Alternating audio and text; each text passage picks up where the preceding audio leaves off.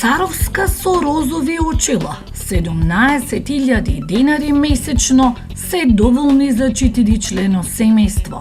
Според лајкин индикаторите, на едно семејство со 2 деца до 14 години и 2 родители, месечно му требаат околу 17.000 денари, вели за Детектор министерката за труд и социјална политика Мила Царовска, додавајќи дека Министерството за труд и социјална политика не може да ги базира своите политики врз основа на субјективните пресметки за тоа колку пари се потребни за да се помине месецот. Тоа е речиси до минималната плата на месечно ниво. Лага или вистина? Дали ја прочитавте оваа вест на социјалните мрежи? Да, прочитавам од повеќе извори. Значи, едниот извор беше дека и вистина и го чув, кој го кажа на дебатна емисија, но потоа чув и незин деман дека всушност и не било точно, дека податокот го зела од Завод за статистика за животните трошоци на семејствата. Па да ви кажам, прво прочитав. Јас обично не се потресувам по политичките вести што излегуваат по социјалните мрежи, Facebook и така натаму, Instagram и не знам што. И прочитав и помина. Да, ја забележам. Беше присутна изминатиот период, ја споделува на Facebook. Дали поверувавте во оваа вест? Па не веднаш, не. Не, јас во принцип не верувам на се. Значи, во принцип, кога читам некоја вест, јас веста ја проверувам од повеќе извори. И секогаш имам некоја задршка. И за мене нема некоја вест која ја прифаќам апсолутно за вистината. Значи, она блок да речам, ова така и да се запалам сега и да плукам. Значи, верувам и не верувам. Значи, половично верувам на сите вести.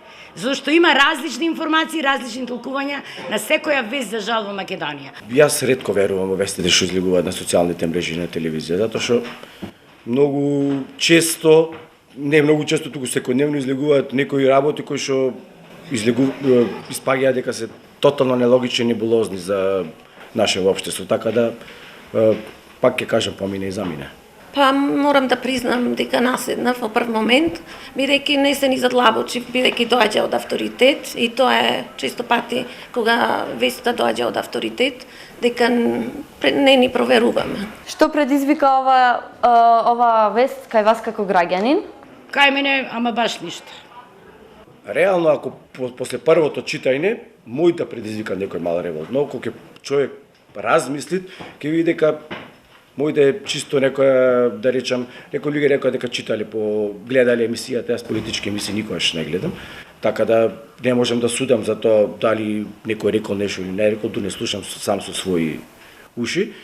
Па револт пред се и чувство на манипулираност во смисла што сме свесни секој ден, секој месец плаќаме сметки, пазариме, свесни сме за реалноста. Мене не ме револтира зашто не јас здраво за готово. И сам ја чув од устата на министерот, директно на дебатна емисија, мислам дека беше. Ама не слушав доволно добро па да заклучам што мисли со тие 17. После излегува многу вести, значи излезе незин, повторувам, деман, па излегува вести дека тоа го кажала, тоа го мислела.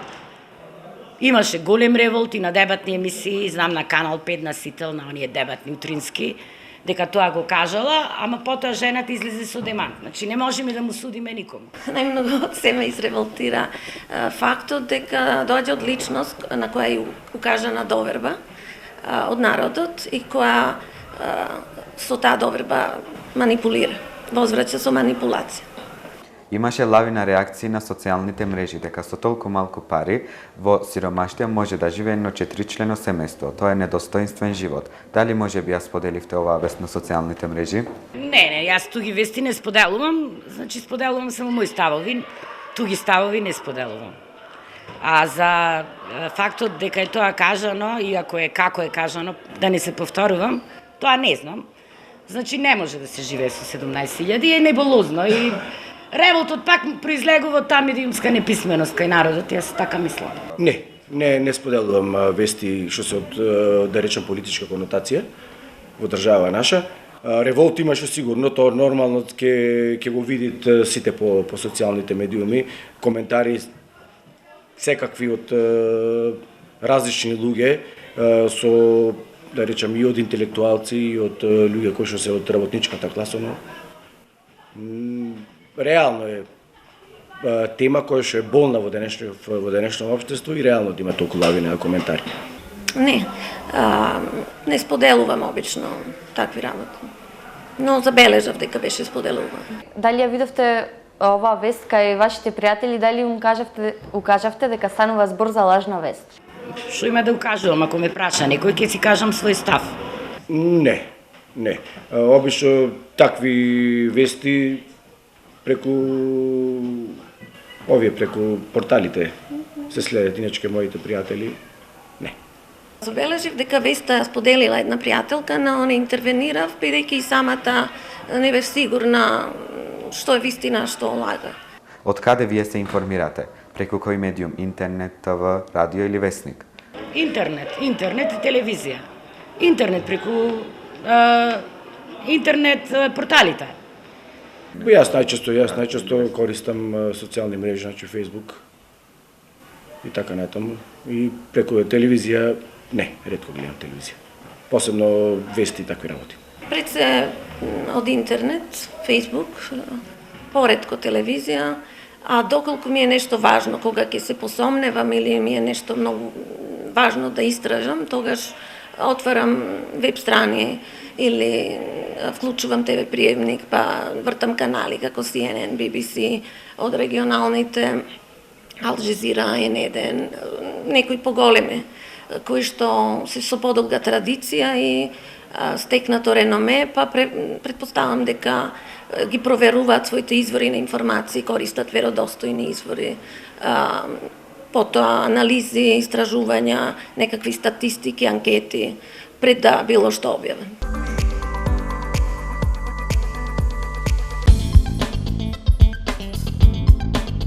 Лажна вест или фейк ньюс е неточно или лажно информирање.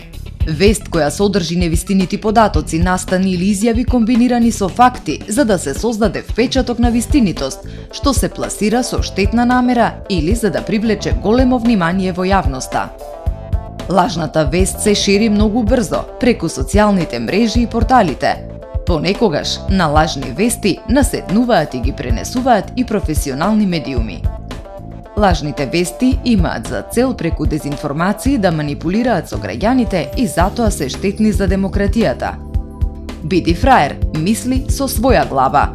Секогаш провери го изворот што ја објавува или споделува информацијата, авторот, полно име и презиме, назив или линк до медиумот од каде што е преземена, фотографиите и видеата со кои е пропратен текстот, датумот на веста. Гледај, читај, слушај и мисли со своја глава. Едукација за медиумска писменост. Има ли објективни медиуми кои денес достоинствено ја извршуваат својата професија? Има, ама сега мислам дека се помалци. Како што читам во последно време, испаја овој новинар толку зел, оној новинар толку зел, овие толку, и јас не знам што е вистина веќе. Значи, стварно доаѓам во една ситуација да не знам што е вистина и почнувам да верувам само на она сознание кое јас го имам. А веројатно постојат и објективни новинари, и објективно новинарство, и медиуми кои не се корумпирани. Цивил медија, например, еве, мислам дека се релативно реални. Ако веќе ме барате и ме прашувате кои медиуми, верувам на 24 вести, например, Цивил медија. Па, ако се работи за политички настани, не верувам на повеќето медиуми, затоа што секој си има своја страна на гледање на работите. Ако се работат за настани кои што се поврзани со човечкиот живот и со луѓето, тогаш да, има некои вести кои што би можел да поверуваме. Се помалку сите како да се ставени во служба на политичките партии пред се, потоа што во смисол на манипулација забележувам исто и кај продажните компании, маркетинг агенциите, при продажба на некој производ. И забележам дека манипулираат пред се со емоциите. Кога сме под силни емоции, или се провоцира чувство на безпомощност, страв, и тогаш со изменета перцепција сме подложени на манипулација. Дали ги проверувате информациите или ги земате здраво за готово? Па никогаш не ги земам здраво за готово. Обично некои вести се такви какви што се. Нема потреба од само доколку се посомневам во нешто што не ми звучи логично, тогаш истражувам. Не, здраво за готово никогаш не земам информации. Ако е некоја информација која што ми е мене потребна за моето расудување или за некои работи што ми се важни за мојот живот, тоа да, ги проверам. Како ги проверувате информациите? Па, реално живееме во некој мал град и сите имаме круг на луѓе кои што ги познаваме, социјалните мрежи на тие работи не. Па, например, вака, отварам на Тајмака, тоа е, нели, портал, и тука има повеќе вести, почнуваат Република, Инфомакс 24, Цивил Медија, и дадени се различни наслови за една иста тема. И јас сега ги читам тие. И амблок, значи, повторувам, не верувам апсолутно на ние, дека се вистините 100%, ама од сите нив земам по нешто и си правам една своја слика, една своја визија за проблемот за кој пишуваат. Ви се случило ли да поверувате и споделите или да искоментирате на Facebook или на Instagram на некоја лажна вест, мислејќи дека е вистината? Јас најчесто реагирам на нешто што е нехумано, нешто што не е човечки. Значи, искоментира на некоја вест за земјотресот во Албанија, која, мислам, апсолутно не држи да се коментира за нечија трагедија. Било да е Албанија, било да е Босна, било да е Тунгузија. Затоа коментирам и затоа можеби не споделувам, но нема да го споделам, ама ќе го искоментирам под споделеното најчесто. Не споделувам никогаш, ретко. Никогаш. Коментирам не. И тоа не коментирам затоа што излишно е да се коментира и да се препукуваме преку социјалните мрежи. Мене ми е најубаво да се препукувам со некој лице во 4 очи. Неодамна споделив еден пост на продажна компанија. Се работеше за наградна игра. И забележав потоа дека профилот е лажен. Имаше претходно споделено некој од моите пријатели.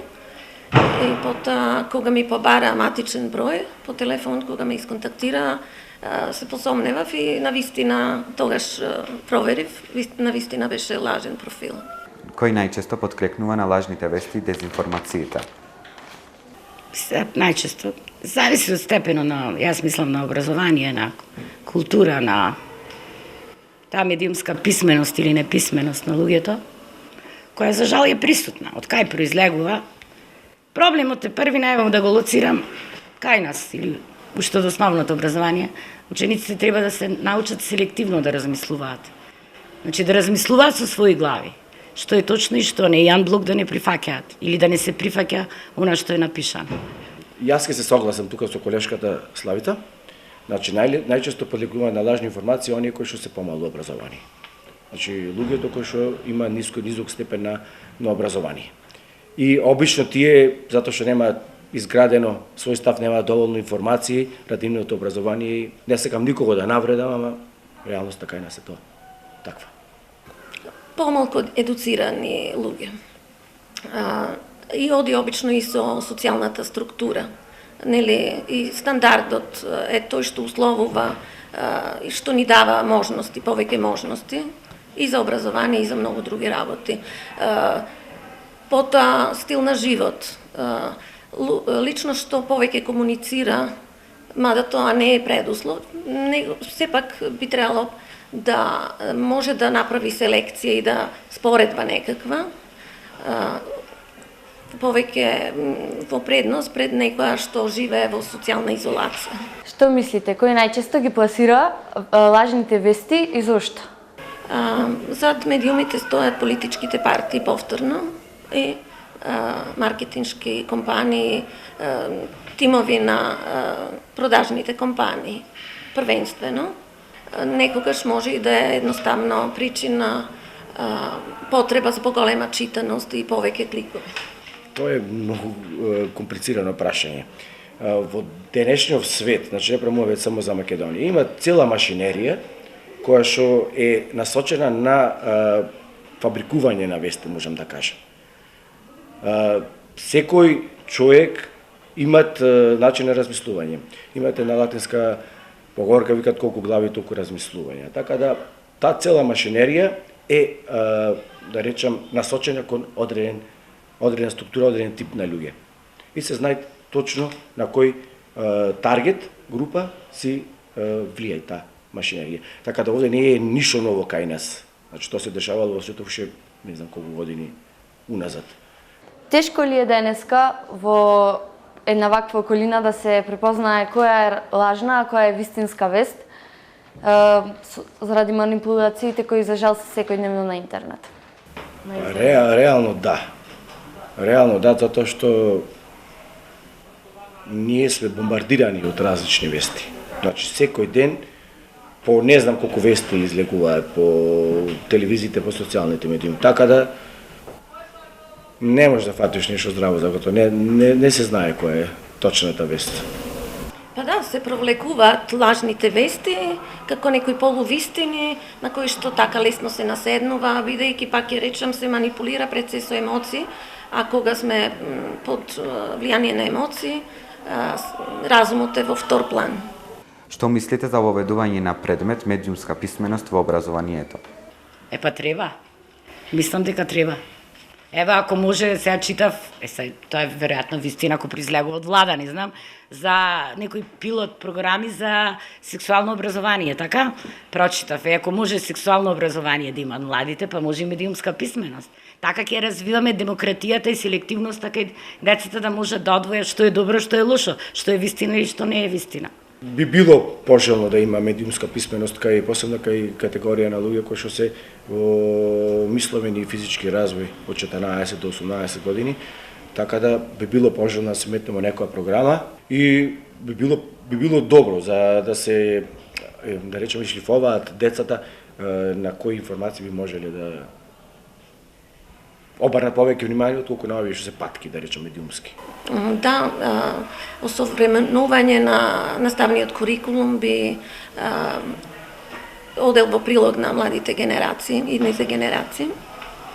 Може би и како дел на предмет кој што веќе го има во некои западни земји, како комуникација или емоционална интелигенција, некои такви комбинација. Знаете ли дека Македонија е на последно место во регионот и како до медиумска писмена нација? Знам. Како до писмена нација? Знам.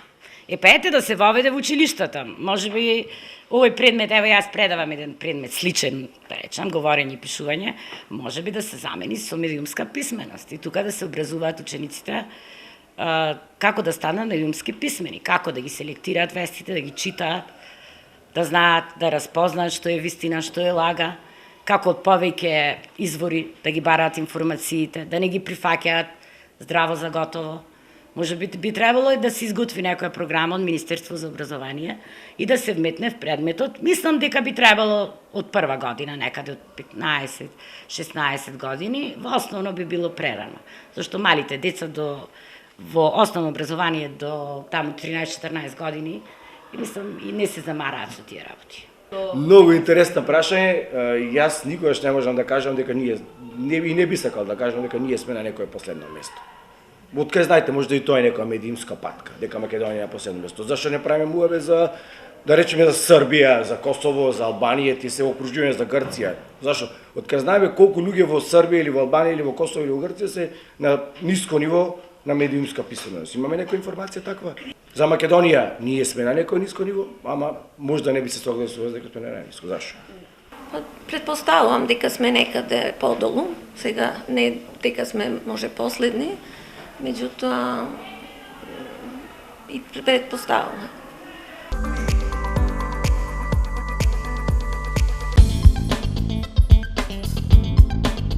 Лажна вест или фейк ньюс е неточно или лажно информирање.